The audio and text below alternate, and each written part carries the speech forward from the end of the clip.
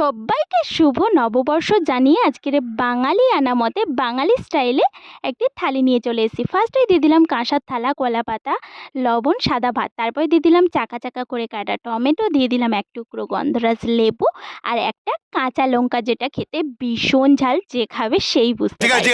আর তারপরে দিয়ে দিলাম চাকা চাকা করে কাটা পেঁয়াজ, তারপরে দিয়ে দিলাম লম্বা লম্বা করে কাটা পটলের ভাজা, আর তারপরে দিয়ে দিলাম মাছের ভাজা, তারপরে দিলাম আলু, বেগুন, উচ্ছে, মাছের মাথা দিয়ে শুক্তো, কারণ গরমের সময় একটু শুক্তো থাকলে ভালোই লাগে। আর তারপরে দিয়ে দিলাম মোস্ট ইম্পর্টেন্ট, যেটা না দিলে কিন্তু থালিটা সম্পূর্ণ হবে না, সেটা হচ্ছে আমডাল। কারণ বৈশাখ মাসে বলে কথা, আমডাল তো থাকতেই হবে। আর তবে আমডাল খেতে কিন্তু বেশ ভালো লাগে, যেহেতু টকটক লাগে একটু। আর তারপরে দিয়ে দিলাম হালকা করে বানানো মাছের ঝাল।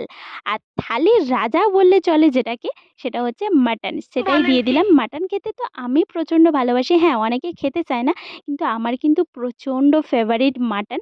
তোমরা কারা কারা পছন্দ করো অবশ্যই জানিও। তারপরে দিয়ে দিলাম আম আর টমেটো দিয়ে চাটনি, আর তারপরে দিয়ে দিলাম 2 রকম মিষ্টি। যেহেতু দইটা এখনও কাটা হয়নি, তার জন্য দিলাম না। আর এটা যেহেতু বাঙালি আনা পয়লা বৈশাখের থালি, তাই পোস্ত আর আলু ভাজাটা কিন্তু অনেকটাই গুরুত্বপূর্ণ ভূমিকা পালন করে। কি আর করা যাবে, যেহেতু বেলা হয়ে গেছে, তার জন্য পোস্ত আর আলু ভাজাটা করা হয়নি। এখানে মাজা জলের গ্লাস দিয়ে দিচ্ছি। আজকে থালিটা কেমন লেগেছে অবশ্যই ছোট্ট একটা কমেন্টের মাধ্যমে জানিয়ে দিও। আর কারা কারা খাবে চলে এসো।